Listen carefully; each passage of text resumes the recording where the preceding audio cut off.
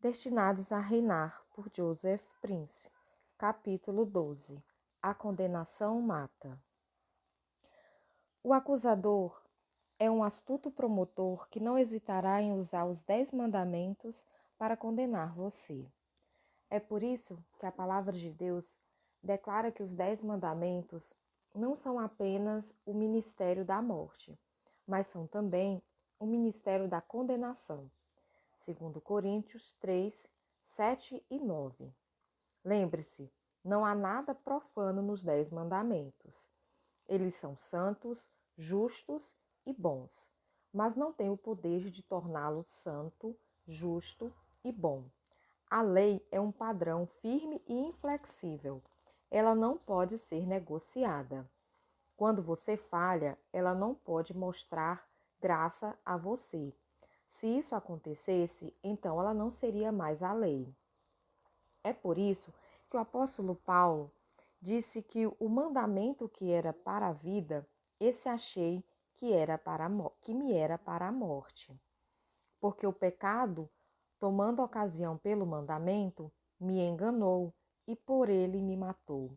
Romanos capítulo 7, 10 e 11. Observe que o pecado pelo mandamento o enganou e o matou. Significa que uma vez que Paulo estava debaixo da aliança da lei, ele também se encontrava debaixo do ministério da morte e da condenação. A lei sempre ministra condenação. Se você está debaixo da lei, toda vez que você falhar e ficar aquém dos padrões de Deus, será condenado. A graça, porém, sempre ministra justiça. É por isso que ela é chamada de ministério da justiça, a qual excede em muito maior glória o ministério da condenação. Porque se o ministério da condenação tinha glória, muito mais excede em glória o ministério da justiça, segundo Coríntios, capítulo 3, versículo 9. Quando você está debaixo da graça, mesmo que falhe e fique aquém dos padrões de Deus, ele ainda o vê como justo, por causa de Jesus Cristo. Deus não deu a lei ao homem para torná-lo correto por meio da obediência própria. Ele a deu para que o homem tivesse conhecimento do pecado. Sem a lei, o pecado estava morto. Paulo descreveu esse aspecto da lei de maneira pertinente quando disse: Que diremos, pois? É a lei pecado? De modo nenhum. Mas eu não teria conhecido pecado, senão por intermédio da lei, pois não teria conhecido a cobiça, se a lei não dissera, não cobiçarás. Mas o pecado, tomando ocasião pelo mandamento, despertou em mim toda sorte de concupiscência, porque sem lei está morto o pecado. Romanos 7, versos 7 ao 8. A lei sempre ministra a condenação. A graça, por sua vez, sempre ministra a justiça. A lei instiga os desejos pecaminosos no homem. Não há nada de errado com a lei. O problema é com a carne do homem. É como um grupo de meninos adolescentes caminhando por uma longa rua, apenas curtindo o dia e se divertindo. Eles passam por um prédio abandonado e nenhum deles se importa com ele. É só mais um prédio. Eles então caminham até o fim da rua, mas há onde outro prédio parecido com aquele primeiro que viram antes. Mas desta vez, tudo em volta é cercado de avisos e há um letreiro enorme com letras vermelhas no qual está escrito: Não atire pedras ou você será denunciado à polícia. Repare, o primeiro edifício não tinha sinal algum e os garotos nem ligaram para ele. O segundo tinha avisos de alerta ao redor. E desta vez os meninos pararam seu trajeto, porque algo dentro deles foi instigado. Eles olharam em volta para ver se alguém estava observando. Imagine o que fizeram. A próxima coisa que você ouve é o som de vidro quebrando, seguindo do som de passos correndo em fuga.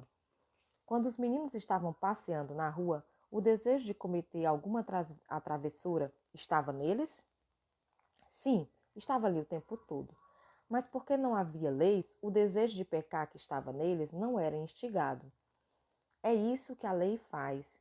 Ela instiga o pecado em nós. Vou lhe dar outro cenário. Se você fosse a única pessoa em uma sala e houvesse uma porta com um aviso que diz: restrito, não entre, o que aconteceria?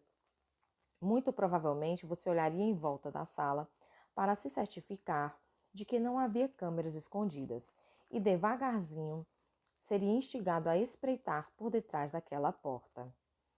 É esse o efeito que a lei tem sobre todos nós. Não há nada de errado com a lei. Não há nada de errado com os 10 mandamentos. Ouça cuidadosamente o que eu estou dizendo. Quando você está comprometido com a lei de Deus, precisa ser muito exato. Então, vamos ficar com a linguagem da Bíblia a esse respeito. Paulo disse que a lei foi projetada para conceber a ofensa. Sobreveio, porém, a lei para que a ofensa abundasse. Romanos 5, verso 20. A lei instiga os desejos pecaminosos da carne no homem. Quero lhe dizer que enquanto você estiver em seu corpo atual, terá propensão para pecar. Não sou eu quem está sugerindo isso. Foi Paulo quem disse. Porque nem mesmo compreendo o meu próprio modo de agir, pois não faço o que prefiro, e sim o que detesto. Romanos 7,15. O que isso significa? Significa que enquanto estiver neste corpo, embora você deteste perder o controle e ficar zangado, acredite em mim, você ficará zangado. Não importa o quão arduamente se esforce para não ficar, você falha. E quando você falha, o diabo está pronto para usar a lei de Deus como uma arma para condenar você. Ele sabe que se for capaz de colocá-lo debaixo da condenação, você começará a ter medo. Esse medo traz estresse e, por tabela, todo tipo de doença psicossomática e opressão pode começar a entrar em sua vida. E isso não é brincadeira. A condenação mata. O segredo para subjugar a condenação. Qual é então a solução contra a artilharia de condenação do acusador? Paulo enfrentou as mesmas lutas que você e eu enfrentamos hoje. Seu grito está registrado em Romanos 7. Porque não faço o bem que prefiro, mas o mal que não quero, esse faço. Desventurado o homem que sou, quem me livrará do corpo dessa morte? Romanos 7,19. Mas Paulo não para por aí. Ele segue nos mostrando no primeiro versículo de Romanos 8 como podemos nos opor aos ataques do acusador. Agora, pois, já nenhuma condenação há para os que estão em Cristo Jesus. Romanos 8, verso 1. Agora, nenhuma condenação há para os que estão em Cristo Jesus. Esse é um versículo poderoso. Eu o encorajo a gravá-lo em sua memória, pois com ele você pode rebater todos os ataques do acusador. Você está em Cristo Jesus hoje? Sim. Então, não há condenação sobre sua vida. Se você está em Cristo Jesus hoje, não há condenação sobre a sua vida. Mas, Pastor Prince, você sempre fala sobre interpretar as Escrituras em seu contexto adequado. E minha Bíblia diz que há uma condição para não ter condenação. Precisamos andar segundo o Espírito, não segundo a carne. Então, isso significa que só estaremos livres da condenação se não pecarmos. Estou muito contente que você tenha levantado essa questão. Vamos dar uma olhada no versículo de Romanos 8:1 completo, na versão João Ferreira de Almeida, revista e corrigida.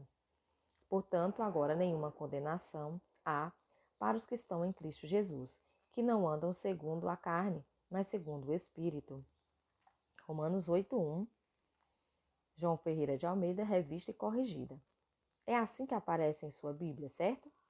Mas você sabia que o último trecho, que não andam segundo a carne, mas segundo o Espírito, foi adicionado pelos tradutores da Bíblia e não aparece nos manuscritos gregos originais? É quase como se os tradutores não acreditassem que a declaração de não condenação viesse sem qualquer condição. Não fique só com a minha palavra, verifique por si mesmo. Para uma tradução mais exata, olhe a versão João Ferreira de Almeida atualizada, ou ainda a revista e atualizada. Portanto, Agora, nenhuma condenação há para os que estão em Cristo Jesus. Romanos 8, 1. É isso mesmo, meu amigo. Não há condenação para os que estão em Cristo Jesus. E ponto final. Não há condição alguma, nem pré-requisitos. Tem tudo a ver com a obra consumada e nada a ver com esforços humanos. Aleluia! Mesmo assim, há pessoas que argumentarão que só não há condenação quando não pecamos. Meu amigo, se não há pecado, por que haveria alguma condenação para começo de conversa? A declaração de Paulo seria supérflua se não houvesse pecado. Então, a boa nova que ele estava declarando é que, mesmo quando há pecado, agora não há condenação para aqueles que estão em Cristo Jesus. Por quê? Porque Jesus já foi condenado por todos os nossos pecados. Amém. Quando a palavra portanto aparece em um escrito, sempre explica o motivo conclusivo de algo. Quando Paulo disse portanto, agora nenhuma condenação há, ele se referia a como o pecado, tomando ocasião pelo mandamento, o tinha ludibriado e matado. Quando Paulo estava lutando segundo a lei, foi condenado repetidas vezes. Você vai encontrar Paulo relatando suas lutas em Romanos capítulo 7. Na verdade, ele disse: Desventurado o homem que sou, quem me livrará do corpo desta morte? Aquela era uma questão retórica. Olhe para a resposta do próprio Paulo. Graças a Deus por Jesus Cristo, nosso Senhor. Romanos 7:25. Era por causa de Jesus Cristo que Paulo podia declarar que agora não havia nenhuma condenação para os que estão em Cristo Jesus. Deixe-me dar uma dica prática sobre como você pode crescer nesta revelação de nenhuma condenação. Aprenda a perceber que os 10 mandamentos, a lei de Deus e a condenação são a mesma coisa. Toda vez que você ler ou pensar sobre a lei, pense em condenação. Eu estava falando com um irmão na igreja. Recentemente, ele me contou que seu entendimento de obediência à lei era que tinha de fazer certo. Embora seja verdade que a lei diz a você o qual certo a fazer, você será, todavia, sempre condenado por ela. A lei é chamada de ministério da condenação, porque não foi concebida para conduzi-lo a fazer o certo, mas para condená-lo. E sabe de uma coisa? Quanto mais você se guia pela lei e tenta ser justificado por ela, mais falha e é condenado por ela. Este não é o caminho de Deus. Ele não quer que ver você vivendo em culpa e condenação. Pois, como eu disse antes, a condenação é a raiz mais profunda, que gera medo, estresse e todo tipo de doença. A condenação, literalmente, mata você. Quando o acusador vem para condená-lo por todas as suas falhas e diz coisas do tipo: Como você consegue chamar a si mesmo de cristão? Ou você é o maior hipócrita do mundo. Essa é a hora de começar a se ver livre de qualquer condenação. O oposto do ministério da condenação é o ministério da justiça, o qual o excede muito mais em glória. Comece a se ver justificado, não por causa do que você fez ou do que tem feito, mas por causa do que Jesus fez e porque seu sangue o purifica continuamente. Lembre a si mesmo que o Santo Espírito foi enviado para convencê-lo da sua justiça, independentemente das suas obras. O diabo usará a lei como uma arma para condená-lo. Mas louvado seja Deus, agora não há mais condenação para aqueles que estão em Jesus Cristo.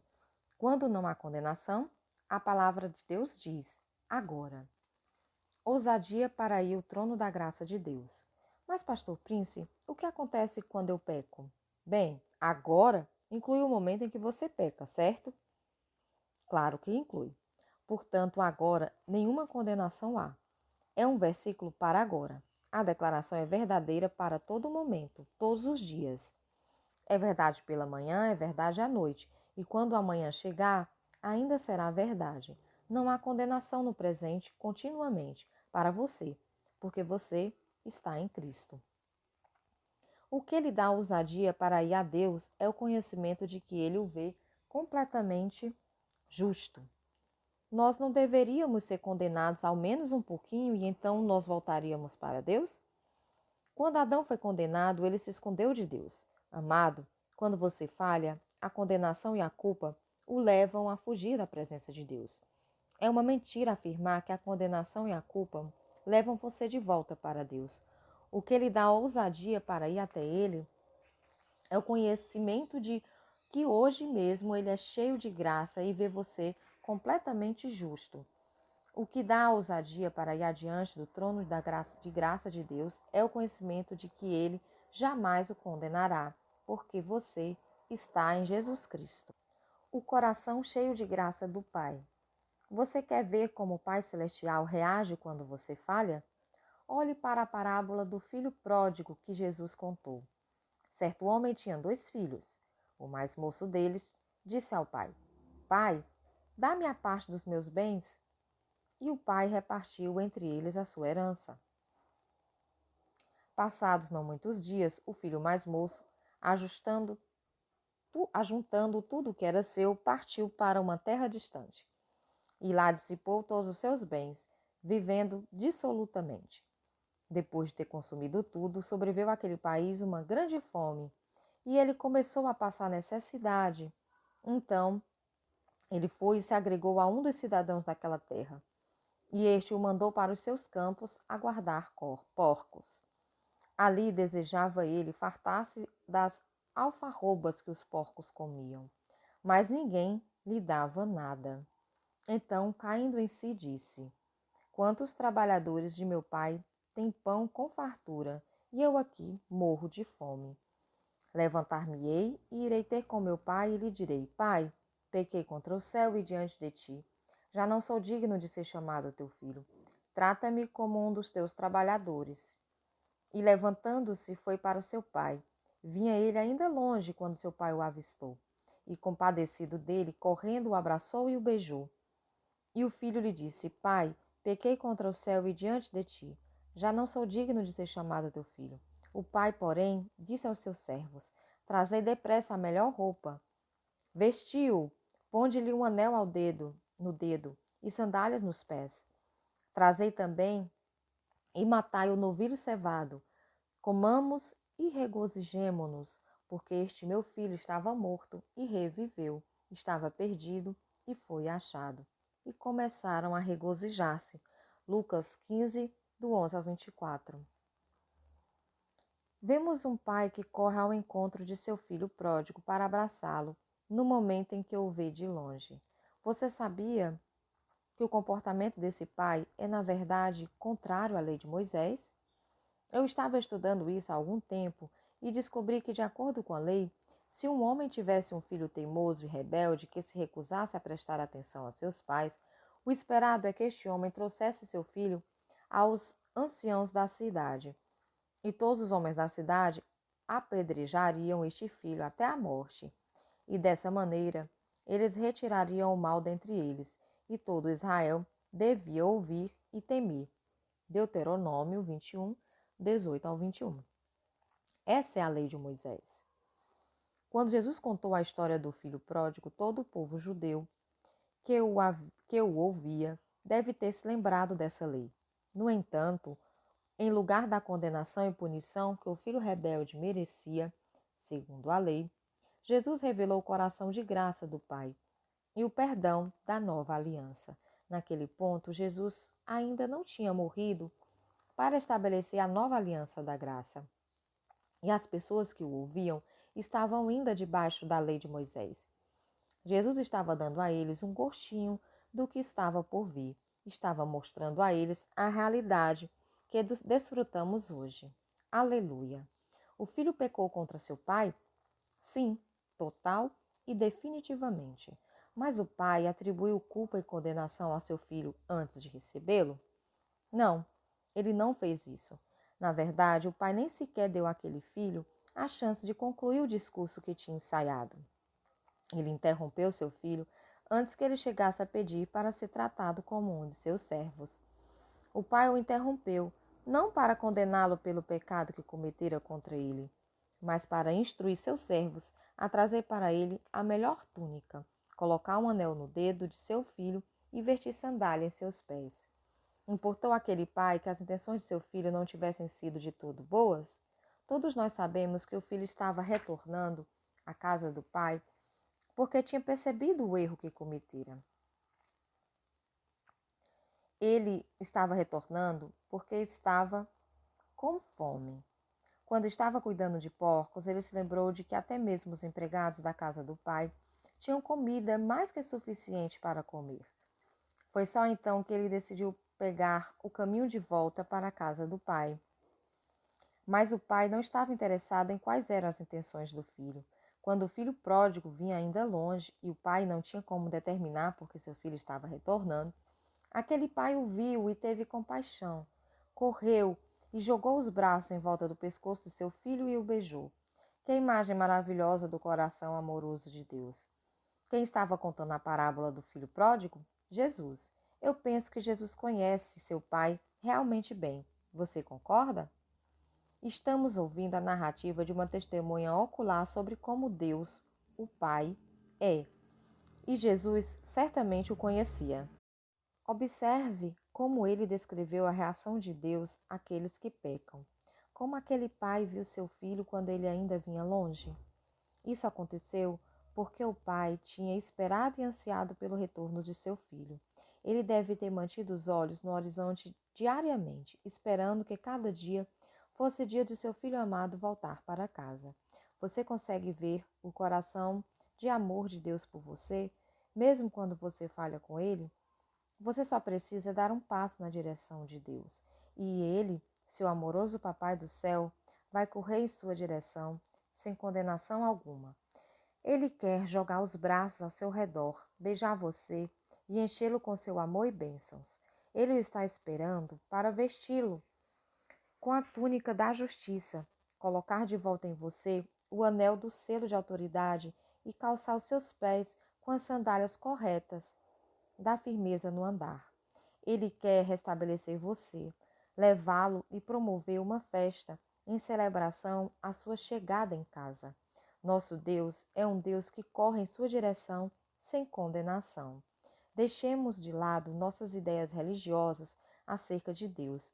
Dê um passo na direção do seu papai, mesmo quando você falhar.